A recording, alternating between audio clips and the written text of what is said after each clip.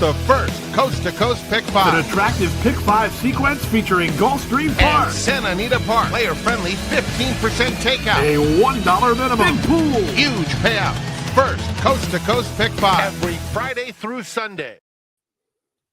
Welcome to the Coast to Coast Pick 5 seminar. And I just got to pat myself on the back. I did that beginning all by myself, Gino.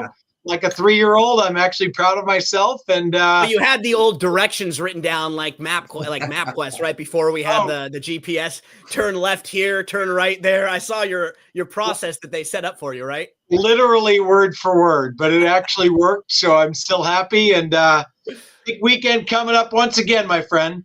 Yeah, we're excited too because the Gulfstream Park has their massive day this weekend, and that'll be a lot of what's involved in this Coast to Coast Pick 5 that we're going to discuss. They have 14 races at Gulfstream, 10 stakes races, and we'll be talking about 3 of them in the Coast to Coast at Gulfstream. Santa Anita has 2 races this weekend that'll be in the middle on Saturday, and one of those is a stakes race. So we'll have 4 stakes race. So we'll have 4 out of 5 there. 15% low takeout, $1 minimum, no CAW wagering. They give you free daily racing form past performances for the sequence. So that'll be our focus for the next half an hour or so. But don't forget, it's also like a big contest day. They have a Florida Derby Challenge, which is a huge contest that could get you qualified to the NHC. I saw Scotty at the NHC a couple of weeks ago. So everybody's probably got the fever right now, Scotty. Once you're in that room, you feel it and you want to get back there, right? You do so badly. Like I tried today. I stunk it up, but no, and I tell everybody, I do the road to the NHC with David Harrison, who won the NHC back in 2022. And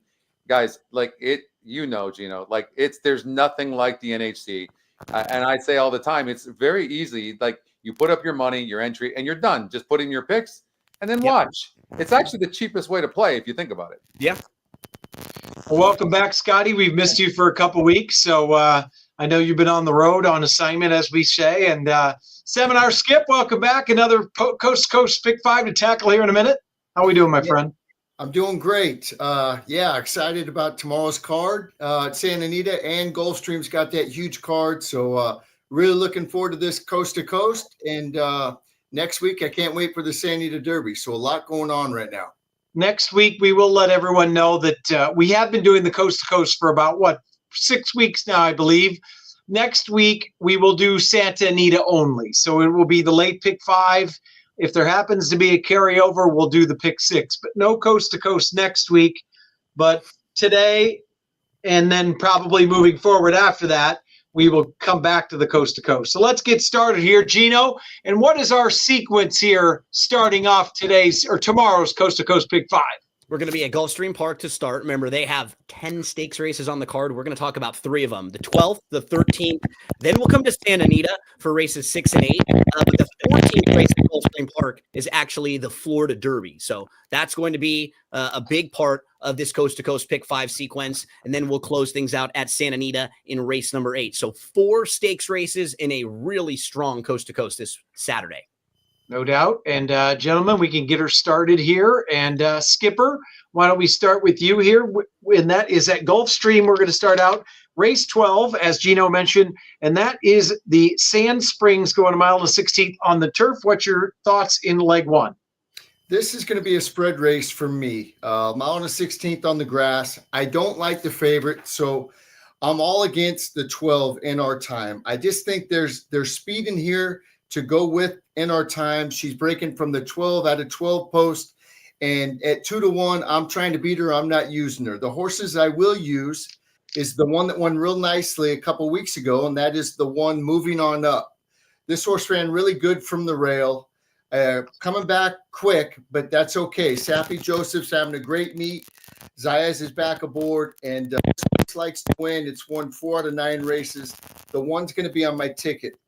The one that I like a lot, and this horse hasn't run in a while, but boy, it won nicely last year at Saratoga, is the 3 horse. This horse, I was really impressed with that race, and that's when she was a 3-year-old. The numbers don't quite match up with some of these other ones, but that was a 3. Now she's 4. I think she'll improve. I did like the work on the 21st, so the 3 Vina Arana at 15-1 is going to be on my ticket. The 4 Be Mine Sunshine is going to be on my ticket. I like that Safi is putting on the blinkers. And these big days, Irad always seems to have a big day. I mean, he's one of the best, if not the best jock. And time again on these big days, I see him win 2, 3, 4, sometimes 5 races. So at 8-1, Be My Sunshine's going to be on my ticket. I did like the work on the 21st.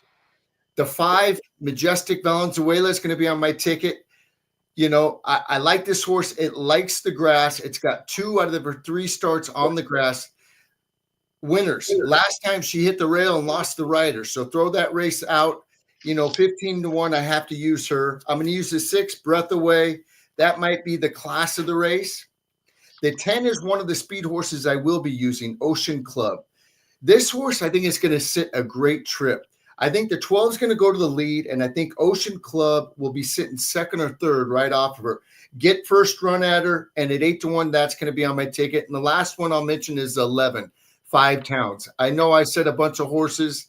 I'm spreading this race. No 12 for me. Spreadsville here, Scotty for Skip, and he's tossing the favorite. What are your thoughts here in leg 1?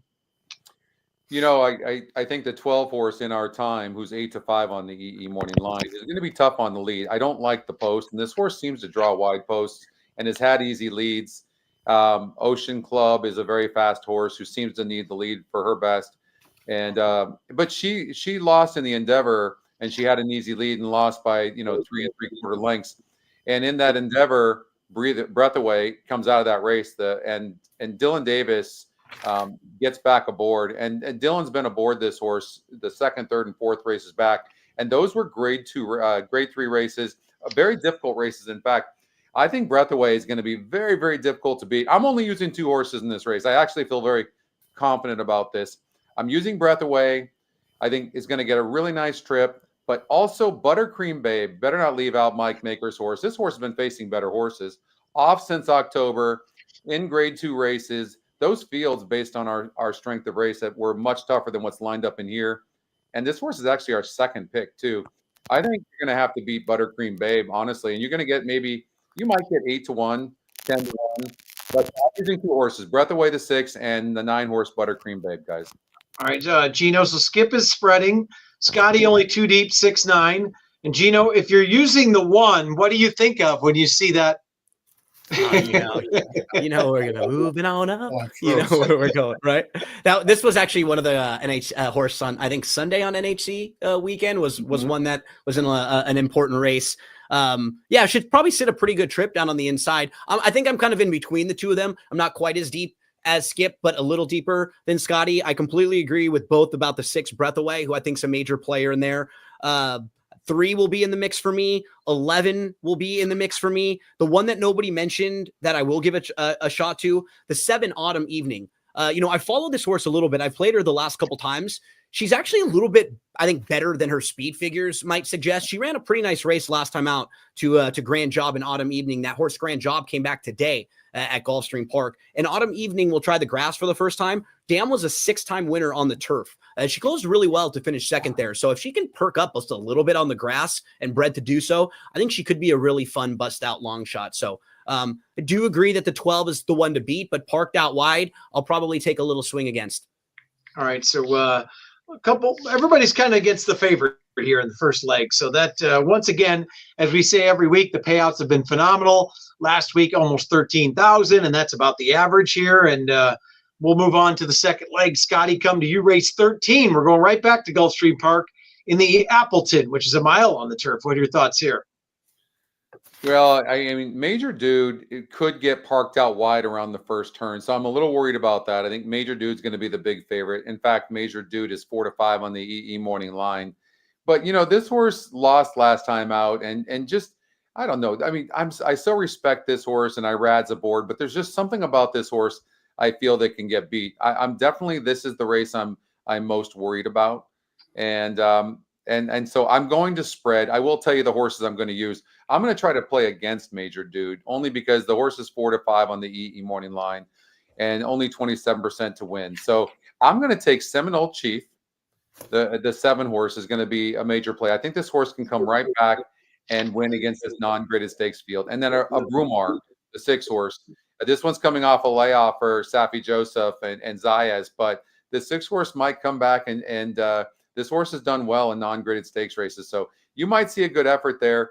And the 3 horse is a good long shot, guys. Dr. Jeff, don't be surprised if this horse actually runs a decent race. I don't know that I'm going to use the 3, but there's something about this 3 horse Dr. Jeff that I'm liking a little bit. But I'm going to try to beat Major Dude, and this is where I'm going to cover. I'm going to cover 7, 11, and the 10 and the 2 is what I'm using, and the 6 horse, excuse me. So I'm covering 2, 6, 7, 10, 11. 2, 6, 7, 10, 11. Okay, and I think you should. The 3 was named after me, Gino, Dr. Jeff, of course. Yeah. So punch play there. I will say I'm canceling my appointment. If I'm going I'm going somewhere else. If I walk in and Chappie's there ready to check me out, no, thank you. No, thank you.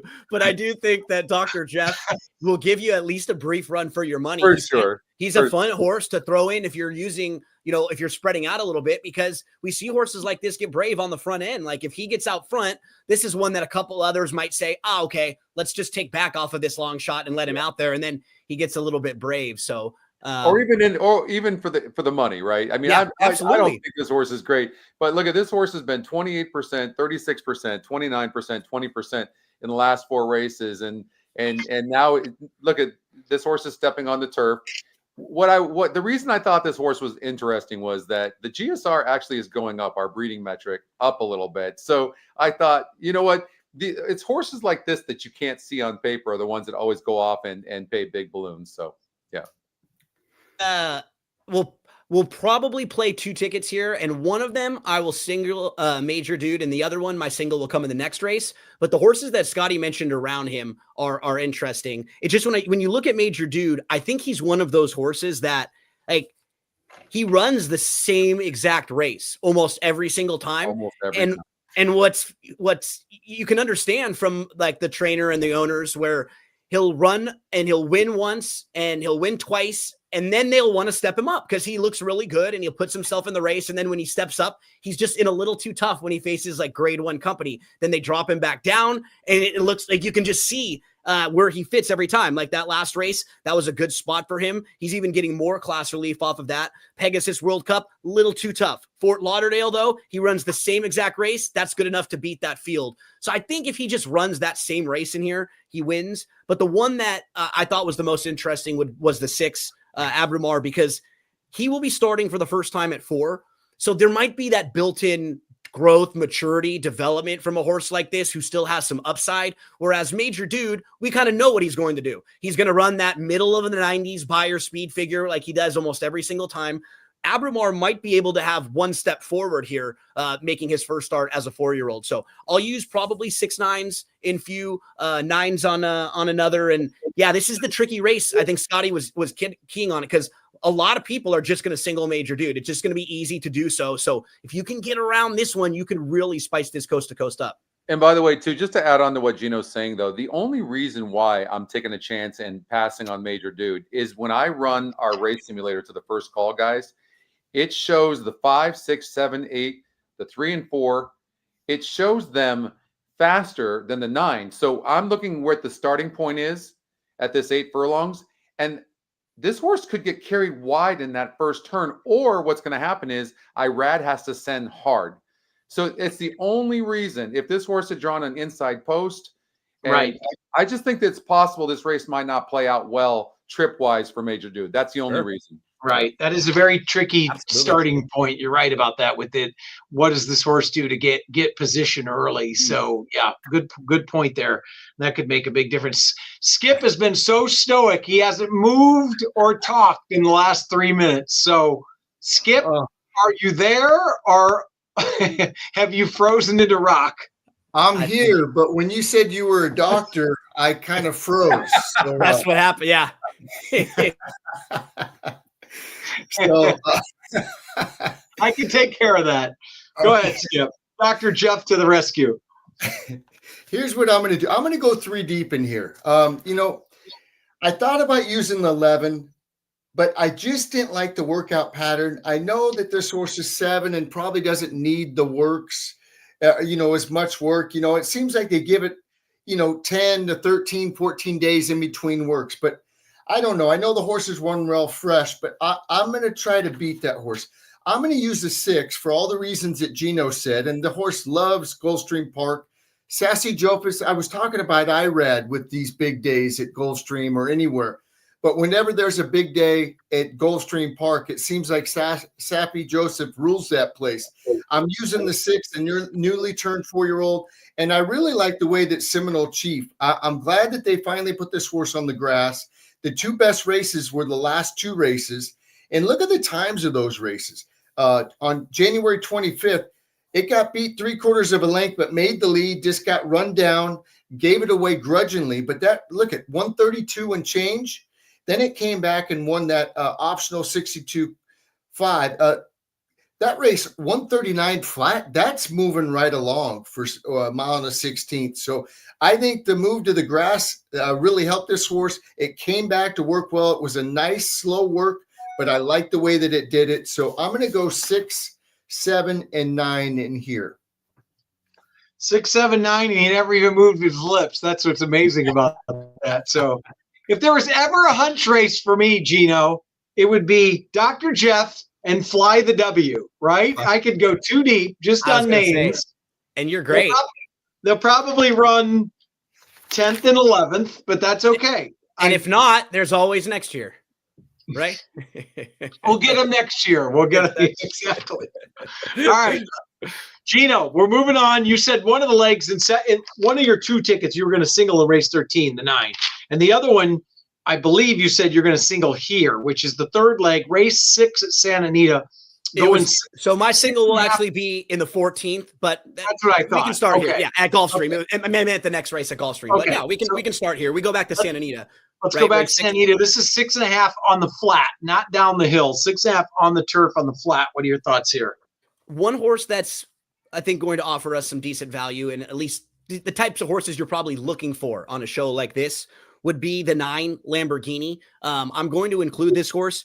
2 starts in a row that are just a little bit kind of tricky trips, and I think better fields than you might see at first glance. Like 2 starts back, there were a couple next out winners. Ange and Ash won a first level allowance. The 7th place finisher came back to win an optional 50 with an 80 buyer. Like something like that would be right on the wire here. So I think Lamborghini, who has a little bit more, I think, positional speed than we're able to show in the last couple, I wouldn't be shocked to see this horse sitting a little bit closer. She'll be in the mix for me. Also, the 2 Happy. It was a good effort. First time on the grass last time out. I think she'll be forward from the inside. She's super logical in there. The one that I wasn't sure exactly what to do with was the 3. I think the 10 is the horse to beat. That wide draw concerns me a little bit, but I do think she's the one to beat. Lady Gregory is a win machine. And I probably will make a case for, especially if I play tickets where I kind of single the horses I really like. So that would be, I think, the last one I included. But the 9 to me was sort of the interesting horse that might be a little outside the box. Yeah, I mean, like you said with Lady Gregory, that's just connections alone with the way Mullins is going and the way Barrios has been riding. That's kind of hard to leave that horse off the ticket. Yeah. But Seminar Skip with the Stoic. What are your thoughts here? Oh boy. I'm going to use a couple in here. Lady Gregory will be on my ticket. I like the way this horse is going. This horse loves to win, dirt, turf, synthetic. It's just a win machine. I got to throw Hector Barrios on the grass. The guy, he rides everything good, but the grass, I think he's probably the top, or one of the top, I should say, grass riders in the country. I love the way that he rides the grass. I like the way that it won last time. The time before it had trouble, lacked room, throw that race out. 3's got to be on my ticket. Another one I'm going to put in is I'm going to put the 4, the Leonard Powell, over attracted. This horse, last race, is a complete toss-out for me. Drops down in class, goes back to the grass, and I think this horse with Rispoli jumping aboard, I got to use this horse. I like the price at 8-1. Another one I'll be using is Champagne Cami. This horse is really sharp. Ever since Sadler claimed this horse, he had a troubled trip at Del Mar. He won at Losal, came back off the break. He won by 12 lengths. I know that wasn't a real good race, but just the way that it did it. And it's won on the grass before at 10-1. Champagne Cammy's got to be on my ticket. And I'm also going to put the 10, Ivory Moon, the class of the race. I don't like the outside post, but I do think this is a class of the race. So I am going to go 3, 4, 8, 10 in here. Yeah, Scotty, that's I was going to ask you about your thoughts on the race and the 10 as well with the big drop in class here for Peter Miller. What are your thoughts there? And is that a play against or use in your ticket? That race doesn't mean much to me because that horse didn't do anything in that race. In the prior races, like if you look at the race prior to that, it's pretty similar to what this one is. So the horse competed, but got a perfect trip on the lead and barely hung on. Now the horse is in for 32,000. I'm completely taking a negative stance on this horse. Plus with that wide post, and let's see if this horse is going to get the lead. The 7 is very fast as well. Lady Gregory's pretty fast. I think Unwritten Code actually might have the lead in here. So that's not going to help the 10. The 10 won't have any traffic trouble, but I think it's going to get all it can handle with the 7 up front. And by the way, this horse is 6-1 on the EE morning line. So I'm not really loving this horse. Lady Gregory is 42% to win. I think that Lady Gregory is going to sit a perfect trip because it looks like the speed in the race is pretty much the 7-10. The 3's in there. The 1 might be in there a little bit, and so is the 8. But the 3 just sits such a beautiful trip, guys. But I'll give you what I think are 2 long shots. Skip had mentioned the 4 horse Over Attracted. This horse wanted no part in my mind of that dirt going a mile against a little bit tougher. And for our GSR, this goes way up. I think the 4 horse with Rispoli is for Leonard Powell is really live. And then another one that's live is the 5 horse with Hernandez aboard. I'm looking at this. I mean, this horse is going to run. It's very consistent. And I liked that it showed speed last time out. Got some air. Now is cutting back to the 6.5 furlongs. The 5 Tigerton is maybe in my mind, besides the 3 horse Lady Gregory, maybe a horse that you're going to have to beat. So I can tell you, I'm only using the 3, 4, and 5. That's what I'm using. Yeah, and I'm with you guys as well. I mean, Lady Gregory just keeps pointing back to that horse, and we always talk about Pratt being in the right spot. Boy, is Hector Berrios in the right spot most of the time. Once in a while, because he likes to save ground, once in a while he'll get caught inside, but he is such a good grass rider, and his hands are so good. He is top notch on the grass. And guys, also, if you look at, sorry to interrupt you, Chappie, but if you look at the race 2 back, I have a note on there. Throw out the race. Lady Gregory was way the best horse in the race. And not only that, look at this. She's got 10 wins in 27 races. I mean, she's a win machine. And if you throw out the race 2 back, look what she's done. She's been first, second, or third in like every race. She's very consistent. That's one of those times he will get caught inside once in a while because there's nothing wrong with that. He loves to save ground, that's for sure. But all right, we're going to go to the final leg, Gulfstream, and this is the Florida Derby. Gino, I'm going to come back to you to start here because I know you have a single. I think I know where you're going. Actually, we have another leg. I'm sorry, but we are going to go to you here for race 14 to start us off with a single. I believe I know who you got. Talk to us about the Florida Derby. Yep, the Florida Derby is race number 14. Kentucky Derby points up for grabs. It's probably going to be bet with 4 horses sort of taking a good amount of money in here. The 4 Disruptor will take some support. You'll have Madacat Road, the 8 who's going to take some money, the 9 who I was saying Tappan Street for months, and now today I've been hearing someone I respect a lot say Tappan Street. So I'm going to go with that one. And then Sovereignty, who is one of the horses to beat right now in this group. I think David Aragona from DRF ranks the horses and he puts a morning lineup. He has Sovereignty second right now. So if the Derby were to run right now, he'd be one of the top betting choices. If you can shorten up in a race like this, where a lot of people are probably going to use combinations of 4 horses, if you have a strong opinion in a race like this, I think it could really separate you a lot of times. So to me, Sovereignty, absolute horse to beat, the one they all have to hold off. It's not a great post out there. He'll probably drop back. But he got sort of had his big race off the bench. I wonder if he has another step forward, if he runs kind of back to that same race. The one that I think is just peaking at the right time is the 9 Tappan Street, who last time I liked him quite a bit. It was his first start going long, and he moved a little bit early. He was wide. He ran really well. He just lost to a horse named Burnham Square, who is more seasoned there, who got a better setup. And since then, Brad Cox has decided to skip the Fountain of Youth. because he wanted to really work with this horse in the morning and not wheel them back quickly. And if you watch this horse's works on First Live, they're excellent. He's been working with Saudi Crown, older horse, who's a grade 1 winner, and he's been outworking him. And you can just see this horse improving. And I really think Brad Cox has gotten to work with him in the last month or so. He needs the points. He needs this race. I think he's got some versatility to him so he can sit a little bit closer and get the jump on a horse like Sovereignty. I've been waiting for him to run back. If he's 7-2-ish, I think that's fair. That's probably right where he should be. He'll probably be battling for second choice with Madacat Road. So yeah, I like the 9 quite a bit, Chappie. I'm going to be singling Tappan Street. Tappan Street, as we call it. And I know you and Howard both liked this horse the last time quite a bit. Howard will be joining us next week for the big Santa Anita show. So, Skipper, not a movement in you. What are your thoughts here in the Florida Derby? You know, this is the first time you can't see me like shaking my head agreeing with Scotty and Gino. So, or disagreeing. Oh, we usually agree. Okay, this race, boy, I'm telling you, I agree with everything Gino said with Tappan Street or however you want to say it. This horse, I didn't put good works. I put great works. You know, he's really been working with this horse. I like this horse. I also really think the 4, and listen, this is a big step up and asking a lot of the horse, stretching out, going a mile and 1/8. But this horse is obviously bred to do so. They paid 1.1 or 1.1 for this horse. I love the way that it won last time. This horse, I think, is going to get a great trip sitting off the 1 horse. I think we talked about Irad in these big days. He does good.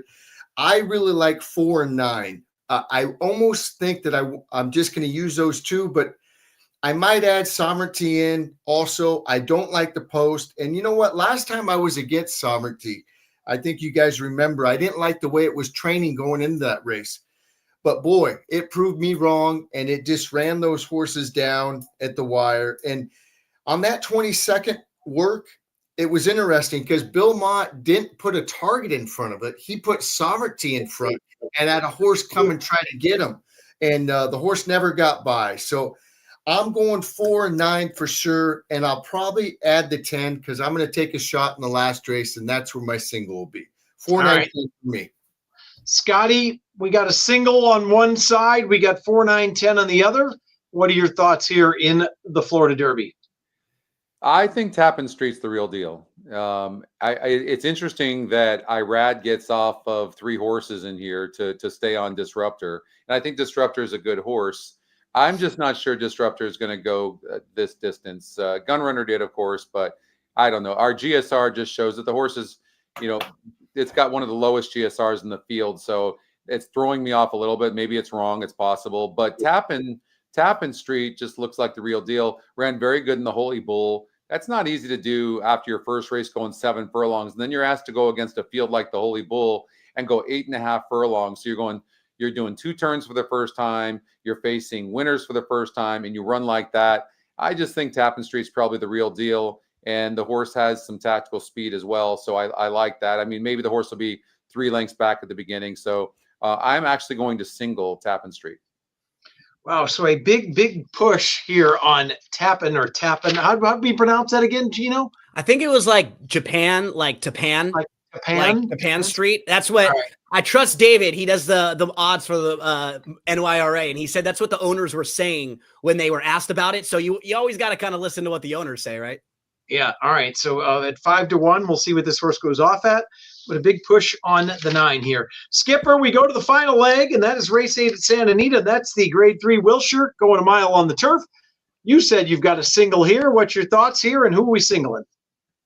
Yeah, I'm going to take a shot. I mean, it's not a big price, but it's the second morning line. Our third choice on the line is the 5, Uncorked. I like the way that it was training going into that last race, but it ran to me like it either needed the race or didn't like the grass course. Now, that was a week we had a lot of rain, so the turf, it says firm, but it had a little give in to it. Maybe that had something to do with it. I think it's one or the other, or maybe both. I like the way that this mare came back and trained. Good works, the 15th and the 22nd. There looks to be speed here. I think The 1's going to go to the front. I think the 2 could be close. Alpha Bella, I don't know what to do with this horse. You know, I know it's better on the grass, or at least I think it is, but I don't know. I don't like it. So I'm going to take a shot. I think the 5's going to get a great trip, and I like the way it's training. Hopefully the 5 could just come and mow him down. A mile is the 5's best distance. So I'm going with that. I'm going to take a stand, and hopefully I'll be cashing that ticket. You know, Scotty, I mean, the 3 Skip mentioned, I can't get past those 3. The only thing that scares me about Uncorked is we know some trainers get hot, some trainers get cold. For Phil D'Amato, he's been quite cold here lately. He has not been winning in bunches at all when I've been betting him. But so that makes me a tad nervous. What are your thoughts of, can you get past any of the 1, 3, 5 in here? No, I don't think so. Like Alpha Bella is 31% to win on our numbers, but I mean the horse is losing ground at the end. Tirupati, this is the horse that I think it can rate a little bit and is going to be the horse to beat. It's our top pick with Rispoli and Jonathan Thomas, and Uncorked is. This one's okay. It broke from the 10-hole 2 back, so you can throw that out. And then it ran in a grade 2 race, but the Buena Vista wasn't that tough of a field. It was off of a little bit of a layoff. So if you give that horse a break, the Amato is 15% off the layoff, but he's 15% first time off the layoff, you know, and then second off the layoff, 15%. So 4 wins in 22 races. Uncorked's one of those horses you just want to really believe in, but then disappoints you. I don't want to say he's a money burner because he's not really been the favorite that many times, but I'm still going to go with Trupati, the 1. All right. So we look like we're looks a little chalky here, Gino, to close it out. What are your thoughts? Anything different than what we've kind of all talked about? No, and what's a little tricky is like, if it weren't for the presence of Tahini and Desert Rhapsody, I'd probably really be single to the 1, Tirupati. That's the only thing that worries me. Like, I think she is the best horse in the race, but there are absolutely versions of this race where she goes a little too quick early on. Maybe the 2 and the 4 are pushing her a little early, and it probably sets up for the 5 or the 3. I'm not as high on the 3. I'll probably be 1 and 5 and some tickets even where I'm single to the 1. I hope she can sit off a little bit and she doesn't get caught up early on, because she does feel like she's moving forward, like a lot of positives about, you know, you look at her last 5 races, everything makes sense. Prancing Through Paris is really sharp.